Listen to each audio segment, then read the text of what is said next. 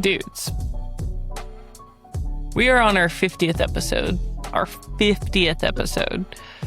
So, although I do have a couple episodes in the bank that I was thinking about pushing out, I was like, nah, we're going to do a fluffer episode for the 50th because I feel like that's a pretty big milestone. Some might be like, 50, that's it? But, I mean, it's a lot of work, especially if you're doing an interview style podcast. And I think that almost every single episode we've put out, I'm freaking ecstatic with. Even if it only got one view, which none of them got one view, by the way, I would still be ecstatic because it was fucking phenomenal talking to everybody and hearing everybody's stories and hearing people talk that I've known for fucking 2 decades tell a story that I've never heard, or at least in a way that I've never heard it, where we took the time to enjoy the story for what it was and just listen to them about their lives. It was freaking amazing. So thank you to all the guests that have been on here thus far. And for those that are hopefully going to sign up and come on here and, yeah, give us a story we can respect and hear. All that other good stuff. This week is a fluffer episode, as I said. So I do have some pretty solid questions this week. Some of them go into a little bit into a narrative, so I've shortened them a bit before I ask them. I do need to do the little house cleaning, house whatever stuff. Don't forget that we do have that new, or not new, but we have our swag shop up on our website. Half serious. I'm having a problem with words today. I haven't even drank anything. I've just been hydrating. Apparently, I just slur my speech upon hydration. But website halfseriouspodcast.com. We have a little tab up there for swag. If you guys want to support the podcast, we don't monetize this. The only way that we get any kind of money back for maybe paying for fees on different stuff is through selling of swag and t-shirts. And I promise you, they're not shit t-shirts. They're actually really freaking soft. If you hate the designs, let me know and I'll see if I can change it. But I'm not changing the ones that my niece is doing because she's more important. But, all right, on to the first question. Ooh, actually, let me start on this page. Okay. My daughter is trans and she wants to be a cop more than anything, but I am worried for her well-being. I think she will get made fun of and ostracized. What should I expect from a police academy, and would you try to prevent her from going? I will say preemptively, several of these questions are cop questions, just so you guys are forewarned. I hate to say I'm not as educated on the trans stuff, meaning that I don't know. So I'm assuming if you say your daughter is trans, medically speaking, she used to have male genitalia and now she has female genitalia. I don't know how all that stuff works. I'm ignorant to it. Perhaps I should take some time and educate myself. So I'm assuming that now she is, per her driver's license, all other stuff, a female, where she was before on her driver's license a male. And I say driver's license because when you're talking about law enforcement and stuff, or at least where I served, it is what is on your driver's license. Because I know a lot of people say, well, I am identify as male. Okay. I mean, honestly, cops don't care. And it's not because we just literally don't care. Meaning, like, we don't care what anybody is ever. Well, we're just cool. Are you being a good human? We don't care. So I would make sure if she is going to go into an academy or something, whatever she is adhering to as far as gender goes, that's what's reflected legally on whatever she has, because that's what the police departments are gonna, at least the ones that I know, are gonna adhere to. And then on to the, will she get made of and ostracized? Everybody gets made fun of. If you all know that most of you guys know I'm a swimmer, but I'll say if Michael Phelps was in an academy or in whatever, he would get made fun of for having a long wingspan. Like, it doesn't fucking matter. they're gonna poke fun at whatever they think is a sensitive like topic or nerve, because their goal during an academy is to make sure you're not going to go off the rails when the public touches that same nerve. Because no matter how bad everybody thinks an academy is, I promise you, the public as a whole is so much worse. We once had we've had cops murdered, and immediately after the fact getting foot chases, and then that person saying, I'm glad that person's fucking dead. And you have to be able to be professional and not kick that person in the teeth and be able, all right, well, thank you, sir. Let me arrest you and take you to jail now that you're cooperating. People have called me all sorts of things.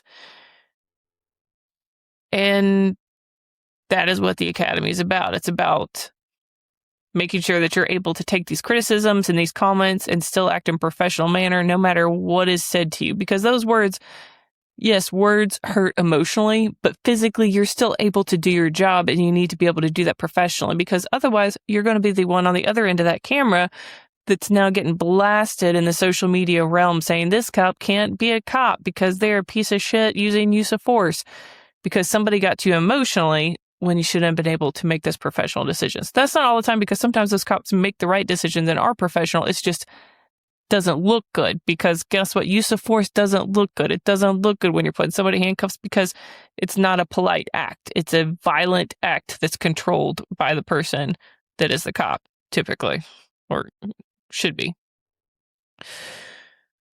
And then what should I expect from the police academy?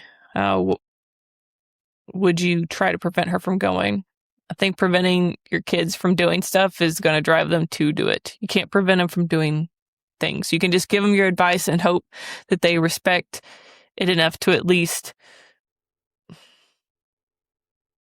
toy with the idea of what you're saying, and perhaps play it over in their head and make them second guess something. But do you really want them to, if this is something that she really wants, do you really want to make her second guess something that she really wants to do?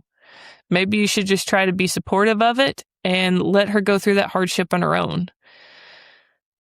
And I want to continue to stress that yes, she is going to get made fun of in the academy.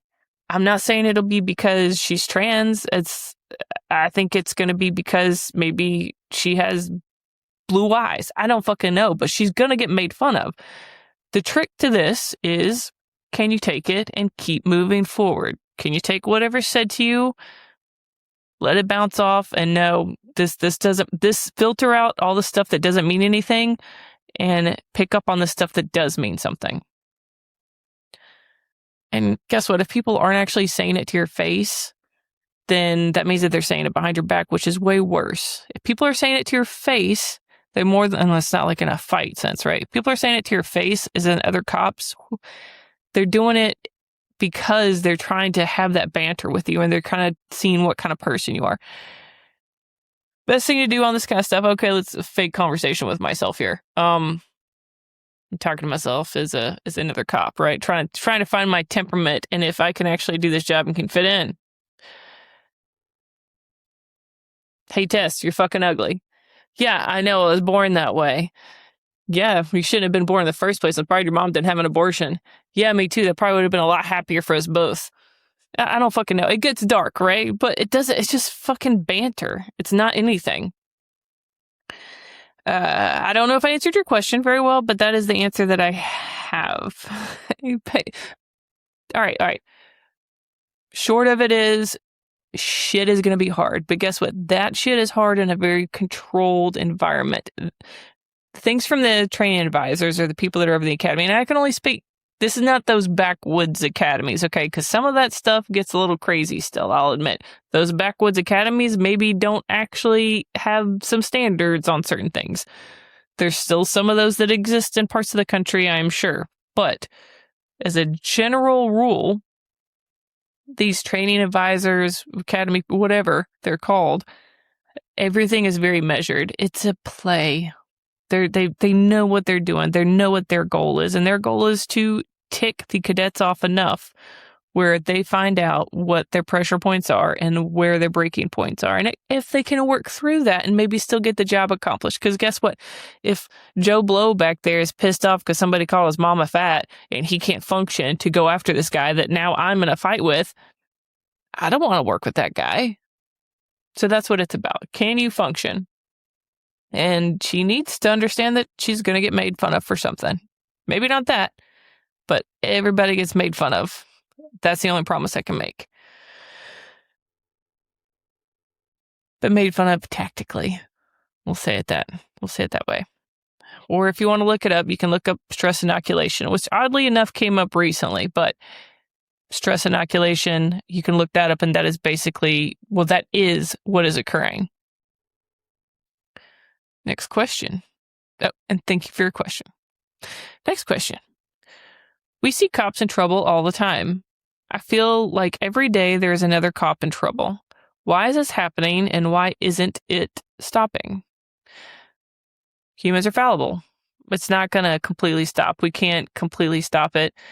I mean, heck, even let's go back to the previous question, right? If we're training these cops, we're trying to find the hot button topics. So we know that they're not going to violate any kind of use of force policy or what have you when their buttons are pressed. That is a way with stress inoculation, as we're talking about, in order to find out that they're going to be these cops in trouble that this next question is about. But also take into account that I'll say I'm not a cop anymore, so let's say I'm a cop. I'm witnessing everybody's worst day. Everybody's worst day. If I go to 30 calls, I'm witnessing probably 29 of those being that person's worst day. Everybody is going to know a cop's worst day.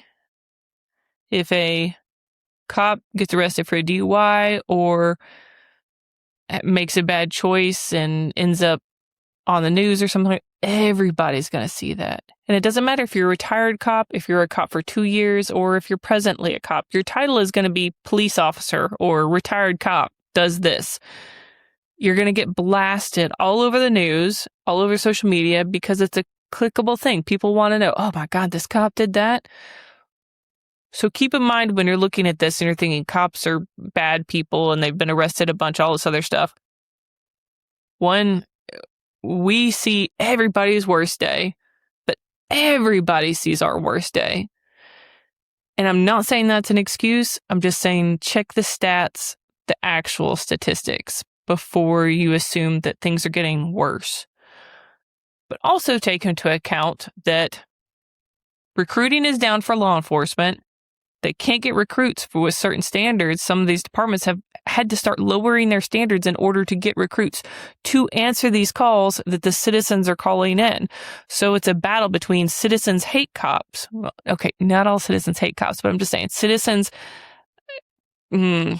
certain pockets of people have pushed a narrative on cops that say they're horrible, we need to abolish them, whatever.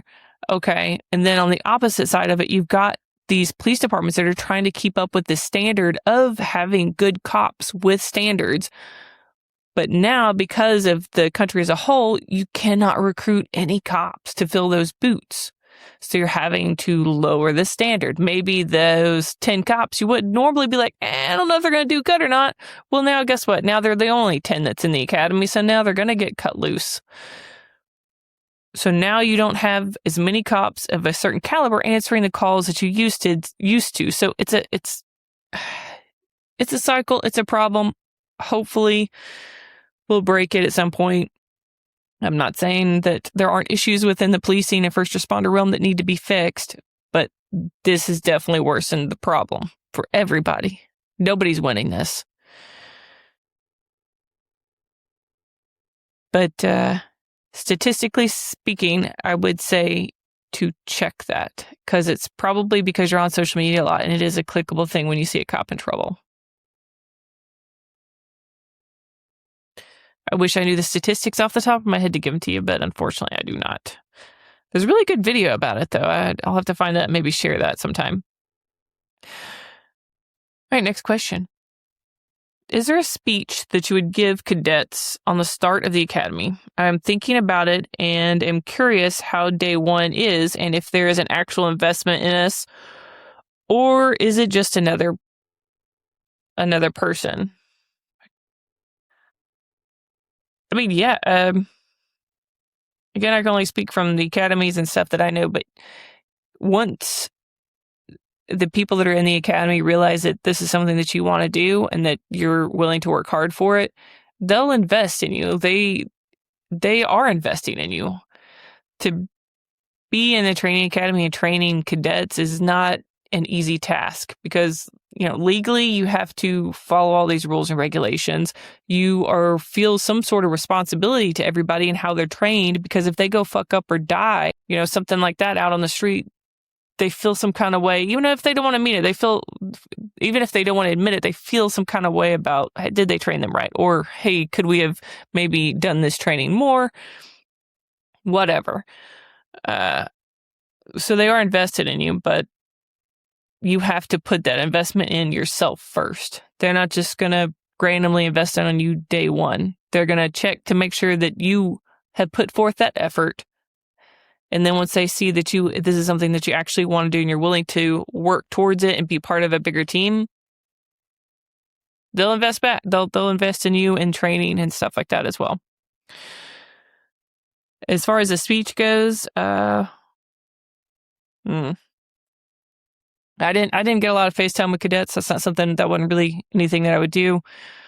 But usually I would give a little bit of a speech day one that would have to do with just earning the moment that they're sitting in. I think at some point people think just because they got into an academy, or hell, even if they won an Olympic medal, like whatever, that they've earned something for the rest of their life. Well, that's bullshit. And that's not the correct mindset to have when you go into a police academy either. When you go in there, you can celebrate yourself for winning that chair that you're in. You've earned that moment. You haven't earned the 5 minutes after that, or the 5 minutes after that. And you sure as shit haven't earned the day after that. So celebrate knowing that you've made it to where you're sitting, but know that every single moment past that, you have to earn. It's a fancier way of saying don't get comfortable. In life itself, don't get comfortable. Continue to challenge yourself in some way. Right now, I've done a lot of things in my life. Some of you guys have heard my stories on this thing, but that doesn't mean I've earned shit. That doesn't mean that I get to go say that I'm still good at anything, because guess what? Swimming, I've stopped training at that. I'm not good at that anymore. Do I still get to call myself a good swimmer? No. I mean, there's lots of things in your life that you're good at in a moment, and then things change. You earned that moment. Let's go earn another moment. So yeah, when you're in the academy, just invest on the front end. And then once people realize that this is something that you want to do and you're willing to put in the time and effort, you will see that return on investment from the training staff, typically. But guess what? You also don't get to make that call on whether or not you put enough in. A lot of people think, I worked so hard today. I get to be here. I earned the right. No, you didn't earn shit. You didn't earn shit. You earned that day. And that is what that's about. All right. On to some other questions.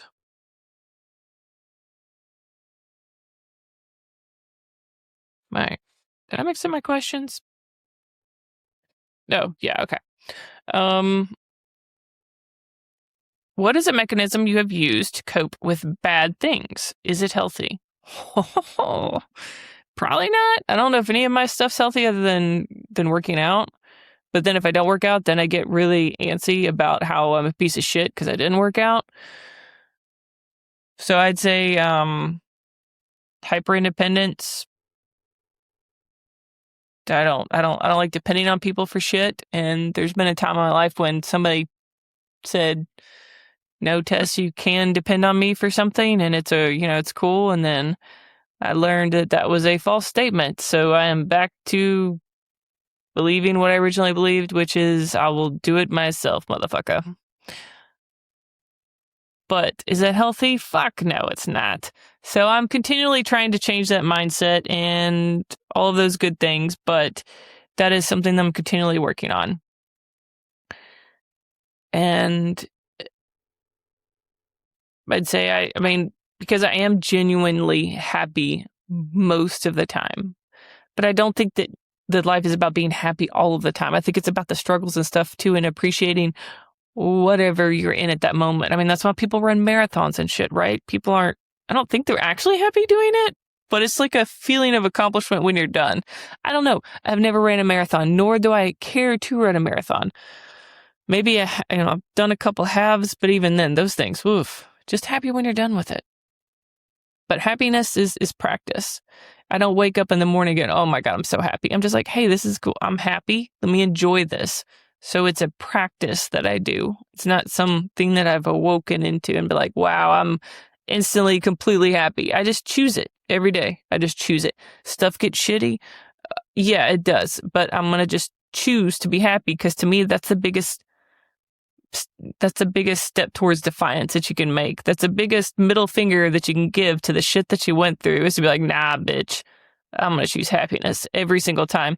Come fuck me up. I'm going to still choose to be happy and go enjoy these moments, this perfect cup of coffee that I have, or this hour that I get to speak to this person on this podcast and learn about their life that they've, given me a little bit of their time to learn about them. Like, that's cool shit.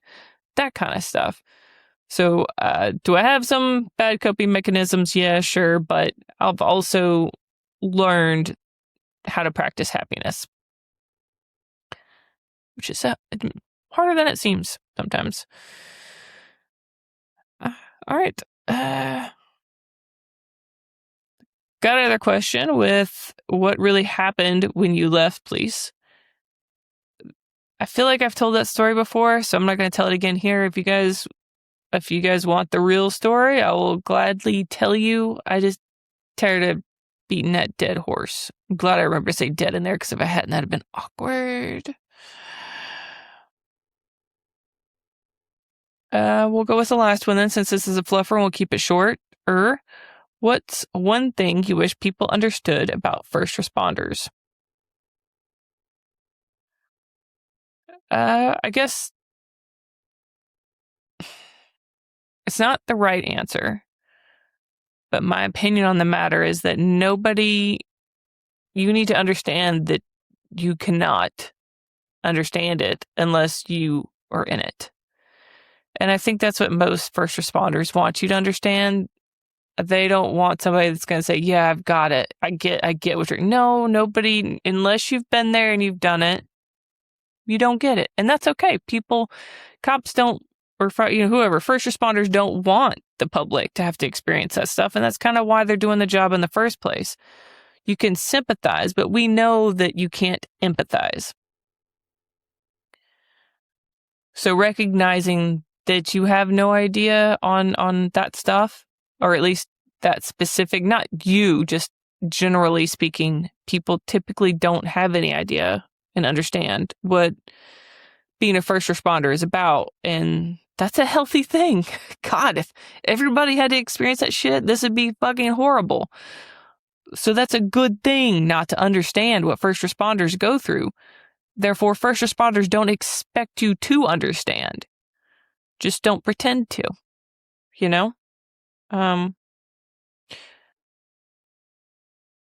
One time I wrote everything down because it's hard for me to remember some of the stories because I black out a lot of the different stuff that's happened. So sometimes when I remembered something, I would write down the story, and some of it was really bad, some of it was good, but most of them were really bad stories. So I put them down in a book so I could remember them, or maybe just so I could say the narrative from my point of view.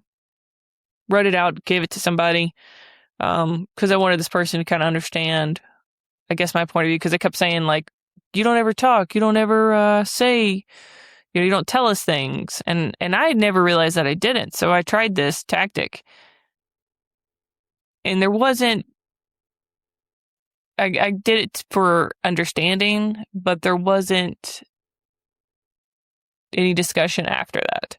So that is when I realized that there is nothing to be said to people that don't understand what all you go through as a first responder. There's just an understanding that you cannot empathize. So I don't know if that's a healthy answer, but that is my way that I cope with everything, is knowing that good. I am glad that people can't empathize and understand, because first responders wouldn't be doing their jobs correctly if everybody could. This place shouldn't be a war zone. And that's what cops see most days. Last one that I'll do for this one. Well, there was one more that I wanted to add. What guest this season was your favorite and why? Nope.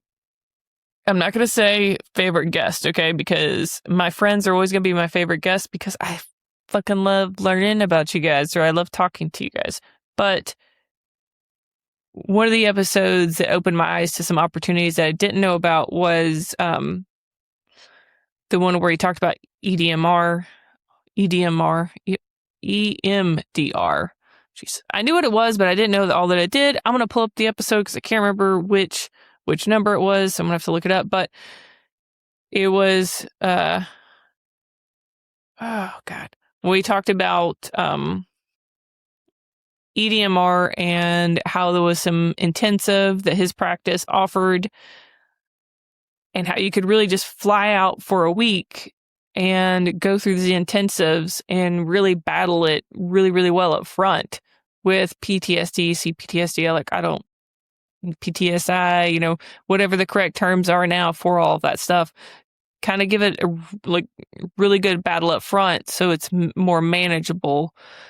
And I meant to send this out to some of the peer support teams, and I'm going to put that link again if I can find it. What episode was it? All right, so it was episode 41, EMDR, trauma, OCD, and getting out of the end of life whirlpool. And that was with Austin Bridges. I'm big on therapy for people doing it. I just can never find the time for this stuff. Tried it. I was like, damn, it's gym or this, and but that's why his stuff interested me. I thought was really cool, because you can go do all this stuff in his intensives, and the fact that he's tried to reach out to first responders before, and he seemed to understand that there is some politics involved in that stuff that's hard to describe on this podcast, with dealing with police departments and people that actually want to help them, that have the tools to help them. But police departments don't want to admit that there's a problem enough where they need to do this, and it's just a convoluted bunch of fucking mess. But that episode was unexpectedly fun for me to record. I will put it there, though, because I didn't expect I researched about him, and I expected a little bit more of a therapy talk back and forth. I was a little bit like, oh, how is this going to go? And it was a very easy conversation, as it should be. He's very good at what he does, and it gave me a lot of resources to give other people, and hopefully we'll give them other options. So that always makes me happy when that kind of stuff comes to fruition. So that episode was surprisingly fun for me and informative. And really, that's all the questions that you guys... there's some more questions, but some of them I've answered before, and some of them are off into the weeds. So if you guys have others, feel free to send them in. I will answer them as I can. And happy 50th episode. How are we still on this air? How have we not been banned yet? That's what I want to know. But hopefully I didn't just jinx ourselves. And the plan is to keep this going probably back to every other week, just because I'm starting to do something else that's taking some personal time. But I do plan on keeping this thing going because I love it. Thank you guys for your support with the podcast and just in general. I didn't expect this to take off like it has. It has taken off in a great way with a lot of positive feedback. I've gotten a couple haters in there, but honestly, are you actually getting yourself out there if you don't have a couple of haters. I got a first hater. I was like, fuck yeah, I made it. I got a hater. I mean, I got lots of haters in real life, but I did on the podcast. So now I got like 2. So that means we're actually starting to make some traction here. But, all right. As usual, if you guys know somebody that should be a guest or wants to be a guest, please feel free to pass this on to them. And you guys have a fucking phenomenal week. Hope my answers weren't too shitty for you today.